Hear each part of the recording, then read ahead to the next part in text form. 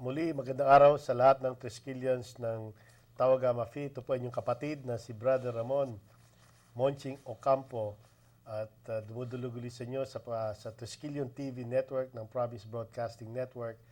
At ito pinag-usapan natin ng El Elyon Ministry, the Catholic Christian Non-Denominational Ministry for Triskelions, their families, and friends.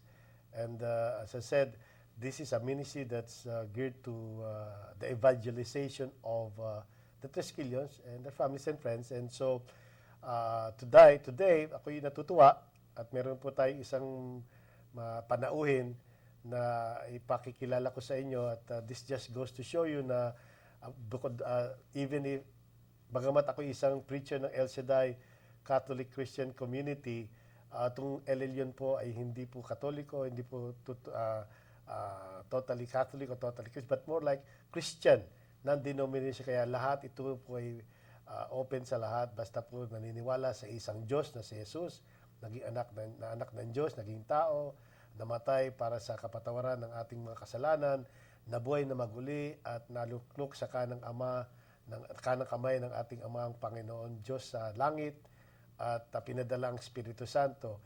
With that kind of unanimity, ako po'y nagagalak ipakilala sa inyo ang aking panauhin sa araw na ito na si Pastor Glenn Oyan ng Los Angeles Filipino Baptist Church. Magandang hapon. Hapon na rin sa Amerika. Pastor Glenn. Good evening sa Pilipinas. Good evening naman. Paggabi naman sa atin. Okay. Mabuhay tayong lahat. Okay. Alam mo, ako'y natutuwa kay Pastor Glenn, mga brads. Siya po'y miyembro ng Triskelion Youth Movement kasi po, siya po'y initiated sa community base. Kaya kung mapapansin niyo po, pareho kami ng t-shirt. Ako po ang founder, alam niyo naman, ng Triskelion Youth Movement at chairman ngayon ng Triskelion Youth Movement International. Si Pastor Glenn naman, ang Vice President for Spiritual Affairs ng Triskelion Youth Movement International. At one of the questions that I asked him is that, Brad, pastor ka na nung pumasok ka sa frat eh. So, gusto kong tanong sa'yo, bakit pastor ka? Anong dahilan pumasok ka sa frat? Kasi, alam mo naman tawag-amat. Alam mo naman, tawag sa atin, fraternity tayo ng mga gangster or mga magugulo, di ba? Rambuleros. Pero, being a pastor, what made you choose to join this fraternity? Actually, bata pa lang ako. Sa community namin, puro Taugama, karamihan doon Taugama.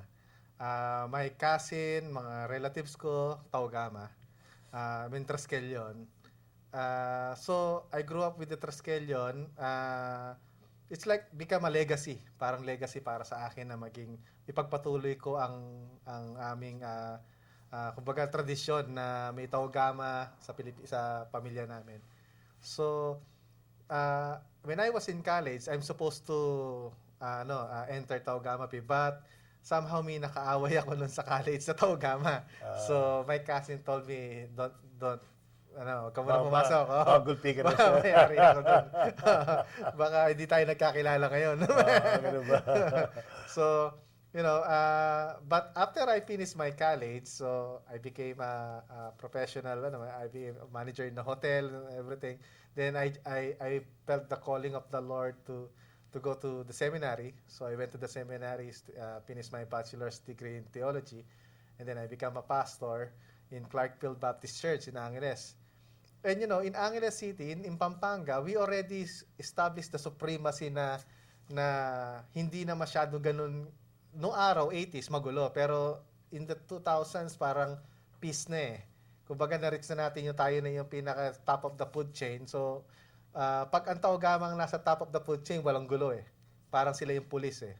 Kumbaga, so hindi puro community, napapansin ko sa kanila, puro community service na, feeding program, medical mission, yun ang ginagawa ng mga Taugama sa Pampanga. So, being, grew up with the Taugama family, I decided, okay, why not? So, binasa ko yung tenets and code of conduct natin, biblical naman, di ba? Treat others as yung capital T natin, at saka yung first of all, do not harm. So yung primo nocere. Kumbaga, yung mga nakikipag-away lang naman na yun kumbaga, personal na tao yun Ibig sabihin, hindi kasalanan ng organisasyon kung nakipag-away yung miyembro nila. Halimbawa, yung pastor, may rin naman nagsusuntukan na pastor eh. So, ibig sabihin ba, lahat ng Baptist basagulero, o lahat ng mga pare. Diba, may nabalitaan tayo, may pare, may namulos siya, ibig sabihin ba lahat ng pare, gano'n? Hindi naman gano'n eh. So, nasa tao yun eh. So pumasok ako ng Taogama. And nung pumasok ako ng Tagama, marami akong na-reach na Brad. May mga na-witnessan akong Brad na kung hindi ako Brad, hindi niya ako papansinin. Kumbaga, kung hindi ako kapelo Treskelyo niya, hindi niya ako papayagan na basahan ko siya ng Bible o ipag-pray ko siya. Di ba? Ang ibig sabihin, mas open sila. Mas open sila sa akin. Na Kasi Brad ako. sa ebanghelyo ng Panginoong Diyos na si Jesus dahil magbabrads tayo. Magbabrads. Kumbaga meron tayong parang imprint sa isa't isa eh. Kumbaga, may commonality. May commonality tayo. So, nakita ko na opportunity to din sa ministry na baka dinala talaga ako ng Diyos sa fraternity. Talagang binigay niya sa puso ko na sumali ako sa fraternity because I have a mission to the fraternity. Also, just like you have a mission to the fraternity dahil hindi aksidente na ikaw ang founder ng TYM. Pinlano yan ng Diyos before you were born. Lahat tayo, pinlano. Everything that is happening, nakaplano na yan. So, for His glory. So, yun ang dapat nating hanapin. So, ngayon, nasa Taogama ako.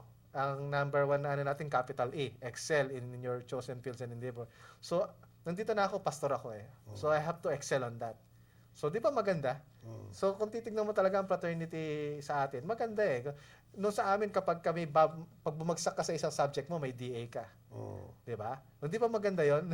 Yung magulang mo, hindi ka mapilit na mag-aral ng yung fraternity. Pag sinabing, bagsakan na ng mga grade, pagka bigayan na ng card sa Holy Angel, bagsakan na ng mga class card yan. Titignan ko sino yung mga may DA ka. So ibig sabihin, pagka you have a failing mark, you do some disciplinary action. Medyo tatlong paddle. Tatlong palo yun. So, ibig sabihin, so, may nakatulong din. Nakatulong, maraming sa mga branch na para makatapos sa pag-aaral. Otherwise, tama yan. Diba? That's totoo yun. At saka pagka yung Brad na naliligaw ng landas, may mga kung hindi siya nakakatanggap ng support group sa family niya, alam mo na, pag drag siya, may mga Brad na talagang tumutulong, nagiging support group dun sa Brad.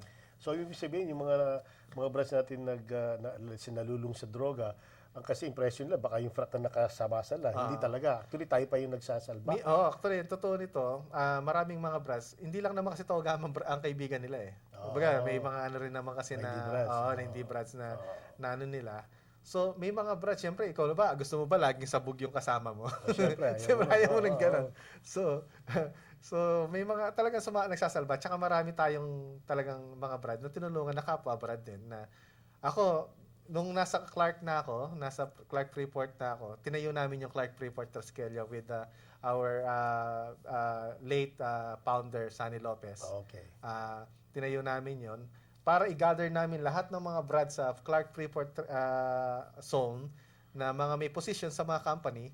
Halimbawa, HR director ka, manager ka ng isang malaking company doon. Yung mga Brad na walang trabaho, mga sis na walang trabaho, pwede naming i-recommenda sa'yo.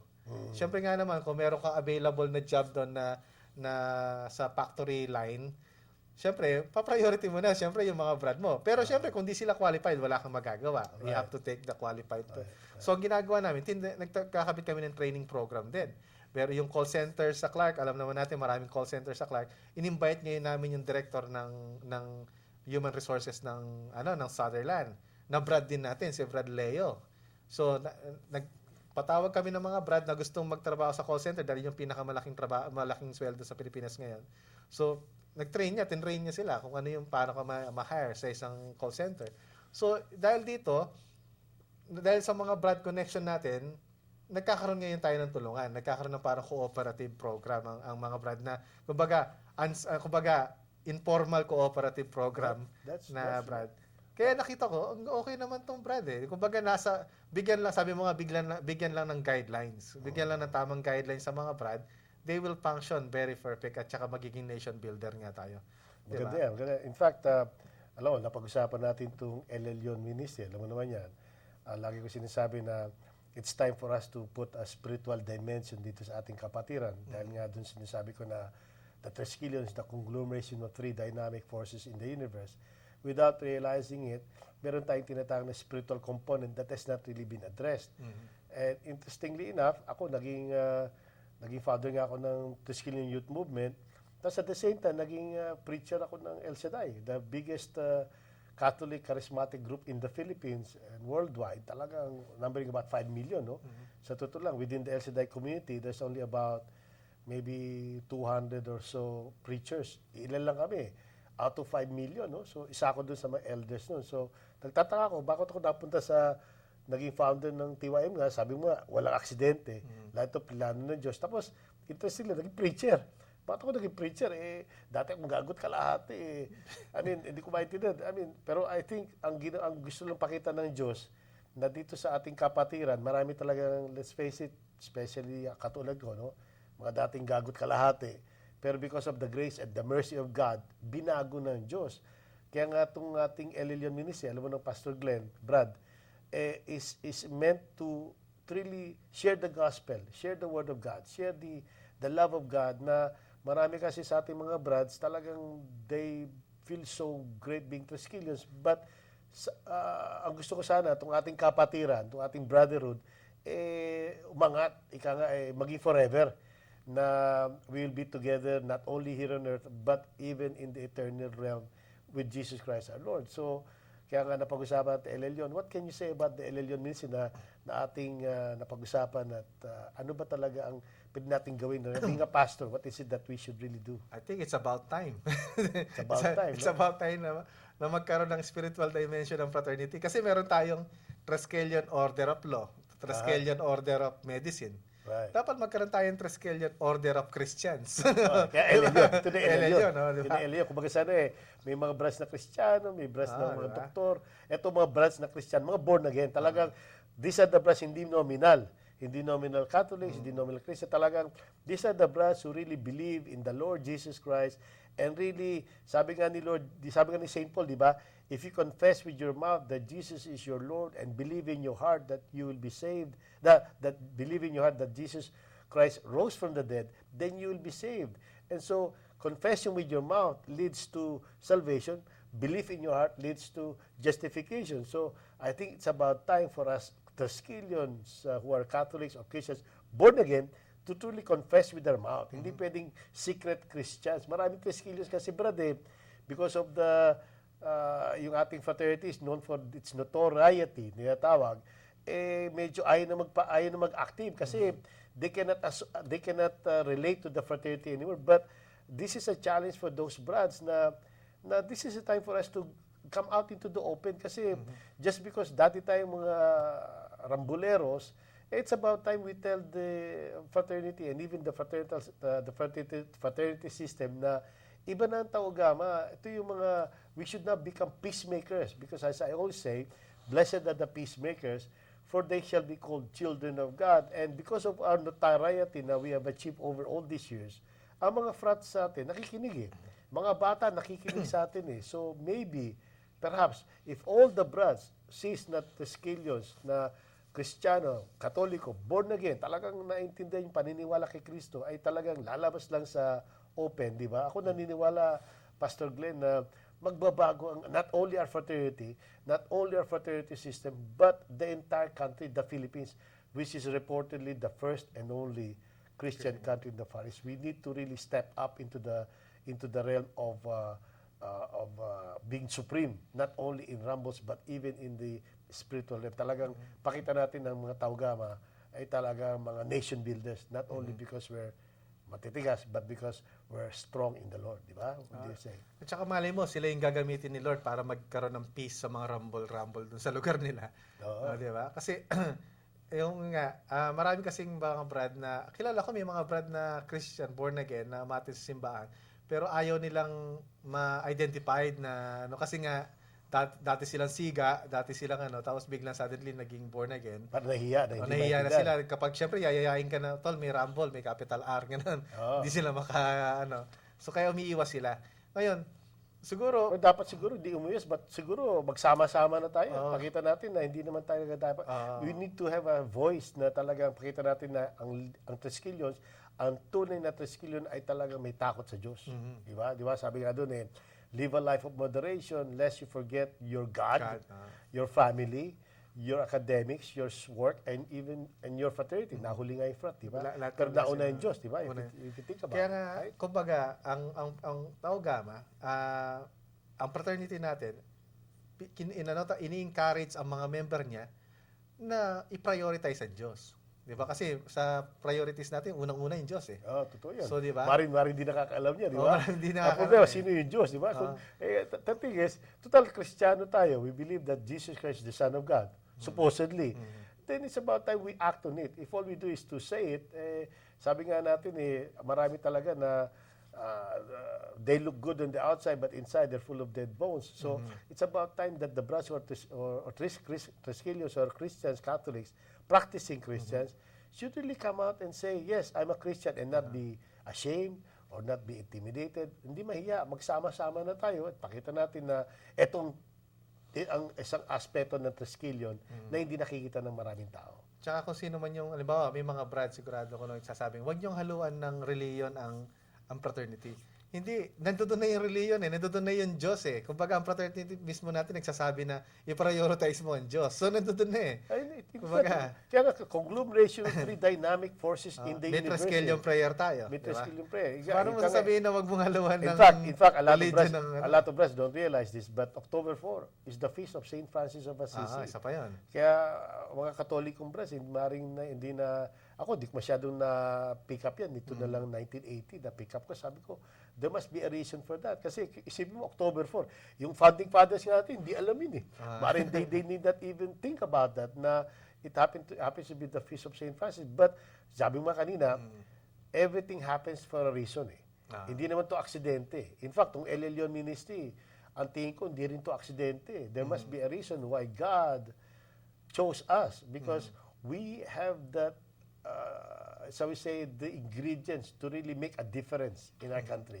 And I really believe na pag nilagyan natin ng Christian dimension, spiritual dimension to ating frat, with all due respect to our brothers who are Muslims, then I believe that we could really not only change the fraternity system, which is the reason why we were created, but even change the country and make it truly a Christian nation in the Far East, the first and only one in the Far East. At saka, kumbaga, magbanggit ka sa akin ng isang tenets of covenant and I will tell you yung relation niya sa Bible. Exactly. Kumbaga, magbigay, halimbawa, yun nga, capital T o naman yung ano doon. Treat others as you would have them treat you. Meron laging This nga yan. Makikita mo sa Bible lahat sabi yung ni mga Lord yan. Jesus, this sums up the law and the prophets. Can you imagine that? Jesus saying, treat others as you would have them treat you. The first code of conduct natin, summing up the law and the prophets. Kaya mga brothers, yung mga brothers na sinasabi huwag maghalong Christianity, maaaring sige, okay, nandun na ako. Maaaring sabihin lang, ang Tau Gamma, dapat hindi tayo pumasok. Okay. But I declare to you and submit to you, Tol, sa mga Triskelion Youth Movement, miyembro ng community-based component ng ating kapatirang Tau Gamma Phi, the spiritual dimension was actually part of the plan. Kasi nga, masyado na magulo ang frat at that time when I put up the Triskelion Youth Movement, masyado tayong magulo, nagkakaroon ng tinatamang mga fatalities na tayo talaga. So I thought that how can we be a protest against the existing fraternity system kung ang frat system i-perpetuate natin? So I believe that it's only with the spiritual dimension of love, of forgiveness, of mercy, of understanding, of compassion, that we could really change the fraternity system. So for the members of the Triskelion Youth Movement, it is just inevitable that we have to have that spiritual dimension. So please understand that the Triskelion Youth Movement really has that spiritual dimension right from the get-go. So if the Tau Gamma Phi as a fraternity is saying, mga founding fathers, whoever saying na hindi dapat pagsamahin ng ang religion tsaka fraternity, sa totoo lang, it's not about religion eh. It's all about relationship eh. Sa totoo lang, we have this misconception that religion is a set of do's and don'ts. No. What we believe Christianity is a relationship. Parang relasyon natin magbabrads eh. Bakit ba tayo magbabrads? Kahit hindi ka magkakilala, para tayo matagal na magkakilala, di ba? In fact, nagulat nga si Brother Eddie eh. Nung nakausap ko yung anak niya si Mayor John eh, sabi sa amin eh, ba't parang close na kayo? Matagal na ba kayo magkakilala? Sabi ko, hindi po, kanina lang po ka nagkakilala eh. Ganyan tayo mga brothers eh. That skills, pag nagsama-sama talagang parang meron tayong commonality na hindi ko rin maintindihan. Kasi pasok lang, hindi kami nagkakilala ito, pero pag nagsama kami, para kami magkatagal na magkasama. So, mga brothers at sisters at Triskelion Youth Movement and the Tau Gamma Phi in general, we exhort you to lumabas na tayo, di ba? Lumabas na tayo. Kami ni Pastor Glenn, nagpapakilala na kami sa inyo through Triskelion TV, internet, na eto na may LLyon ministry na. So, just like he said, may Triskelion Order of Law, may Triskelion Order of Medicine, may Triskelion Alumni Organization. Yung LLyon ministry is the ministry for Catholic Christians, Triskelions, and their families and their friends. So, Pastor Glenn, medyo wala tayo oras. Ang bilis ng oras. So, meron ka bang gusto sabihin? Ano lang, itong natin. Okay. Sa next episode natin, mga brads, alam mo, meron kami kaibigan itong Pastor Glenn na talagang gusto niyang, gusto niyang i-adapt. Ito promotion na. Pero, the next time we'll see each other, we will be having a special guest, Dr. Cam Yuen. Medyo ikaw na magsabi, kaibigan mo yan Dr. Cam Yuen. Delete on the spot, Yeah, he's the Kung Fu master of David Carradine. Okay. He's kasabayan niya si Bruce Lee nung araw. Okay. So, Bruce Lee, yan ang gusto natin, makarampo na. David Carradine, Steven Seagal also studied for a short while with him when he was young. Dr. Cam Yuen wrote this book, and he has a lot of books that's coming up, and you can get this in Amazon. Okay. Number 1 selling sa Amazon. Ano ba? Sige, ito ang susunod na guest natin kasi itong program na LLyon is for Triskelions, families, and their friends. Dr. Cam Yuen happens to be a good friend of Pastor Glenn, and he really likes to promote this concept of deleting stress on the spot. Stress and pain, ba? Kailangan natin yun, di ba? So, anyway, until next time, mga brothers and sis, Triskelion Youth Movement, and of course, the Tau Gamma Phi. Again, itong LLyon kasi, ito yung parang offshoot ng Triskelion Youth Movement, but pati Tau Gamma Phi na rin, ng Triskelions Grand Fraternity. Until next time, pag-uusapan po natin yung mga ating masusunod gagawin. In fact, we just had a feeding program. We're gonna, within the next few episodes, hopefully, mapakita natin yung prison ministry na ginagawa natin sa Manila ngayon. At maipakita naman na itong LLyon is not, is really geared to defend the name and honor of the fraternity, not only in civic action, but also in the spiritual realm. Talagang ipakita natin na ang mga Tau Gamma ay talagang binago na ng Diyos sa kanyang kapangyarihan because of His mercy, because of His love, and because of His grace.